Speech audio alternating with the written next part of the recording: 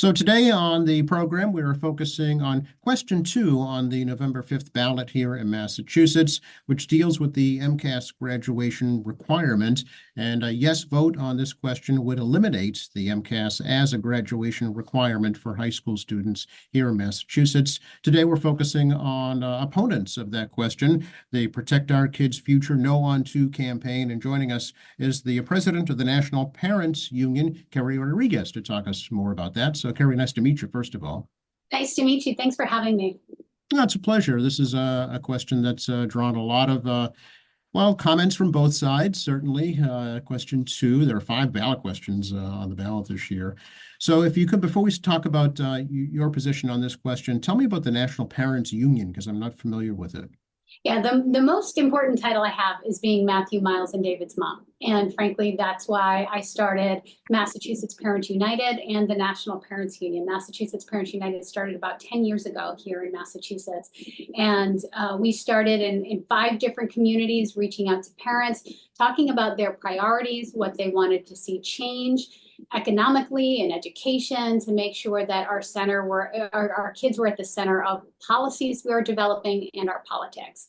So the National Parents Union is the modern independent voice of American families. We have 1.7 million members in all 50 states, Washington, D.C., and Puerto Rico. And on a monthly basis, we reach about 22 million families across the Commonwealth, or across the nation, rather. Here in the Commonwealth, we reach hundreds of thousands of parents and make sure that their voices and their perspectives are included in the policies that we develop. So I've been organizing for a very long time, but the reason why I got involved in organizing period around parent advocacy is because, again, I'm Matthew, Miles, and David's mom, and my oldest son is in 11th grade. And he's a great kid, very academically gifted, but also happens to have autism and ADHD. So my journey with him and trying to navigate his educational experiences, and subsequently my other sons as well, I have a house full of boys, has really led me on this journey to make sure that we're putting their best interests at the center of the decisions that we make. So has the organization lobbied for similar questions like this in other states? So actually, this is not something that we see happening in other states, because of the fact that here in Massachusetts, about 30 years ago, we had education reform, and a really key and critical part of that was making sure that we have an assessment, so we know how these reforms are working out, whether or not we're delivering for our kids, and how we need to better reallocate resources across the Commonwealth. We actually have the gold standard here in Massachusetts. There's only 2 other states in the country, Mississippi and Alabama, that do not have a graduation requirement. So really, a lot of states are kind of looking at us and saying, this is what you're going to do. I mean, I was just speaking with the state commissioner in North Dakota the other day, who was very surprised to see this move in Massachusetts, because actually in North Dakota and many other states, we're actually seeing increasing requirements. She's just adding a brand new requirement for graduation around cybersecurity and computer science, because what we need to be doing is actually raising the bar for our kids to make sure that they are ready to be competing in a global economy and are prepared for economic mobility, the jobs and the economy of the future. So just to be clear, voting in no on this, eliminating MCAS would still have an MCAS test, just not a graduation requirement. Is that right? Yeah, and let's be clear, we're asking folks to vote no to get rid of the proposal that would eliminate the question. It's a little confusing how they put these things on the ballot, but we are actually asking folks to vote no, because what we want to do is preserve this requirement that actually guarantees, it proves that our kids have reached the level of proficiency that we need them to have. So instead of just having high school diplomas that are participation trophies or certificates of attendance, it actually shows that they've been able to demonstrate proficiency in reading, in math, in science. So again, we want to be clear that this is a no vote that we are asking for. So when it comes right down to it, unless we keep the requirement of MCAS, the only state requirements around high school graduation will be 2 things: 4 years of physical education and civics. There will be no reading requirement. There will be no math requirement. There will be no science requirement. There will only be 2 state requirements to show that you have demonstrated proficiency. And yes, you will have to continue to take MCAS because it is a federal requirement. Because in order for us to get federal resources, the federal government expects us to demonstrate that we're investing wisely and we can show that we are serving kids well. So it doesn't make a lot of sense that we would get rid of a state requirement that is really important in proving to us as parents, to our children, and to the communities that benefit that we have done our job in education. And I think that's really clearly why you see that the governor of Massachusetts, Maura Healey, the lieutenant governor, the Senate president, the Speaker of the House, the Secretary of Education are all encouraging folks to vote no on this question. They do not agree with getting rid of MCAS as a requirement. Of course, the argument on the other side is from the state teachers union is that the MCAS graduation requirement forces them to teach to the test. And, it does not allow them to focus on the individual student. So how do you respond to that? Well, this is about focusing on the individual student and keeping a promise to ensure that every student in Massachusetts has access to a high quality education. But I love our teachers. I think that they are talented and creative and wonderful, but they also need to have some guidelines in terms of making sure we all have a pathway to getting our kids to proficiency.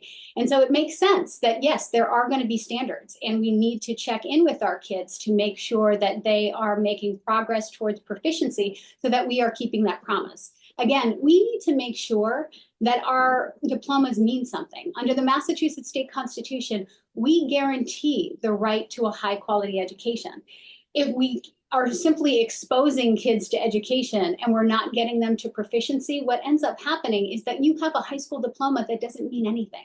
And so when you get to a community college, a 4-year college, you try to take a competency determination to get into a trade in an aptitude test. If you don't have the skills necessary, what happens then? We've lied to our kids saying that they are ready for these next steps. And what ends up happening in those circumstances is that kids end up taking years of remedial courses just to get them to the level so that they can enter a trade or that they can take a college level course, because we haven't done the job of K through 12 education and we haven't given them a diploma that actually means that they're ready for those next steps. That's not doing right by our kids. Another argument, I have to play devil's advocate here, just to give a fair perspective, is that the MCAS is hard on kids who don't take tests well, but they may be proficient in those courses, in that curriculum. They just can't reflect that in an MCAS test. Well, taking tests is a part of life. We're talking about the 10th grade MCAS exam. There's also another test that a lot of kids take in 10th grade. It's called the driving test. And, kids get very nervous about taking a driving test, but we need them to prove proficiency. We need them to prove competency. And we need to show them that you've got to achieve a particular level of proficiency before you are ready to take the next steps and take on a responsibility like driving on the road. So I understand there are some kids that get nervous about tests, but tests are a part of life. Improving proficiency and that you have achieved a particular level that you are ready to move on is critically important. I would also bring to your attention that, just before we spoke today, I was actually taking a look at the levels of participation for MCAS in the city of Quincy. So when you take a look at how many kids are participating in MCAS, student participation rates, because we've been told by a long time by the MTA, we don't have to take this test. You can write a letter to your principal and opt out. 99% of students in Quincy take the MCAS exam because students believe it's important, parents believe it's important, because high school diplomas need to be meaningful. We need to make sure our kids are prepared for the next steps and to be able to check in on their educational help to make sure they don't need additional assistance. MCAS is not a punishment. It doesn't create inequities. It reveals some of the deficits that some of our kids have so we can get to work and make sure that we're making the investments that are necessary to get them to where they need to be. And we owe that to our kids. Sure. Of course, the teachers union will argue that we'll still have those results. It's just, we can address the deficiencies. It's just not a requirement that they pass it to graduate. Well, again, there are a lot of requirements that our kids are going to need to meet in order to achieve in life. And frankly, again, parents and families feel very strongly that the MCAS is an important metric to ensure that they are ready for those next steps. So again, just like when we have to take a driver's license exam, if you want to become an apprentice in a trade union, if you want to be able to take a college level course, you're going to have to, the first thing you're going to do when you go to college is take a placement exam to figure out, whether or not you're ready to take a college level course.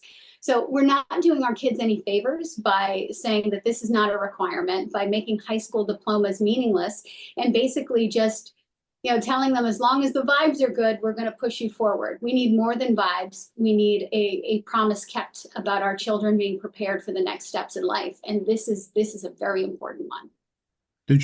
Looking at the Quincy results, did you happen to see what the actual results were, the scores, the percentage of kids who passed? Yeah, there are kids that definitely have work to do, and thankfully, we talk a lot about MCAS being a high stakes exam, but we have multiple shots to actually take and pass the MCAS exam. Quincy actually does very well in terms of getting high rates of students to pass the MCAS on the very first take, because again, we're talking about a 10th grade test to get a high school diploma. These are actually 8th grade skills that we test kids on in the 10th grade to tell them that in 12th grade, you're going to get a full diploma. So to be honest with you, again, going back to my example of other states, we actually need to be doing more to make sure our kids are prepared, to make sure they're ready to take those next steps, because they're going to be competing in a global economy. The other thing that gets very tricky about this is that if we do not have a statewide requirement, that leaves it to every city and town to determine whatever high school is going to actually mean, which again leads to chaos. Could you imagine if the city of Quincy had a very high requirement in terms of excellence in driving that we would want everyone to achieve in the city of Quincy if they want to be able to drive a car? That would be great. But people drive outside of Quincy. They're going to have to interact with drivers that are outside of Quincy. And let's say they come into interaction with someone from Boston, and they don't have as high a requirement. What is going to happen there? What is going to happen when a Quincy driver goes to Wellesley, where maybe the standards are even higher than what we see in Quincy?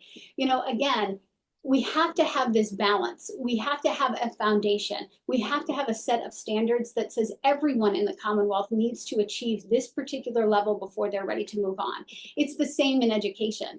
We owe it to our kids to ensure that every child, regardless of their zip code, regardless of their demographic background, their geographic background, have all been fulfilled that promise that we've been talking about, that they have had access to a high quality education and they have achieved a level of proficiency that guarantees they're ready to move on. Are there provisions within the MCAS now, do you know, Carrie, for students with learning disabilities, folks like your son on the spectrum? Absolutely. And to be honest with you, I'm one of the few people involved on either side of this campaign that is actually living this in real time right now. I have a 10th grader, again, who just moved on to the 11th grade, who just passed the 10th grade MCAS. And he actually attends the SEEM Collaborative, which is a therapeutic public school setting for kids that have autism and ADHD that need assistance.